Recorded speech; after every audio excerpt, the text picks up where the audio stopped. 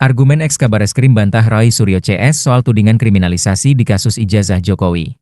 Mantan Kabareskrim Polri Komjen, Purnawirawan, Ito Sumardi membantah adanya tudingan kriminalisasi terhadap kubu Roy Suryo dalam kasus ijazah Presiden ke-7 Joko Widodo, Jokowi, yang kini ditangani Polda Metro Jaya. Ito Sumardi memberikan analisisnya soal tudingan kriminalisasi yang dilayangkan kubu Roy Suryo CS terhadap Polri yang menyelidiki kasus ini. Dengan tegas Ito mengatakan jika kasus yang sebelumnya dilaporkan Tim Pembela Ulama dan Aktivis, TPUA, ke Bareskrim itu bukanlah bentuk kriminalisasi.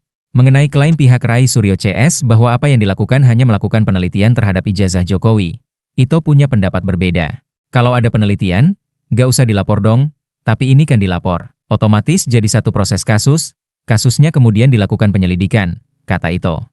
Ito juga menyoroti penelitian Roy Suryo CS yang diumbar di media sosial. Kalau memang penelitian, kenapa harus diumbar melalui medsos, sehingga membuat pihak-pihak gak nyaman? Katanya. Mungkin bagi pihak-pihak yang melakukan penelitian, kalau terjadi pada dirinya sendiri pasti gak nyaman.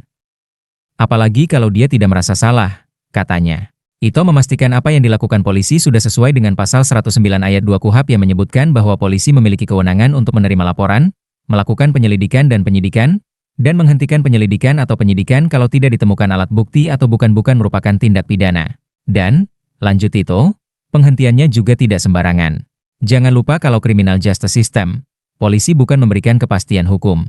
Nanti di pengadilan lah kita tunggu apakah memang betul menurut hakim ijazah tersebut palsu, sehingga menggugurkan tuntutan mereka yang dituduh melakukan pencemaran nama baik atau fitnah. Atau ijazah itu menurut hakim cukup kuat dijadikan salah satu alat bukti, katanya. Ito lalu merunut alat bukti yang bisa dipakai dalam kasus ini, yakni ijazah, keterangan ahli dari Puslap 4 serta keterangan saksi baik lembaga, UGM, atau teman-teman Jokowi.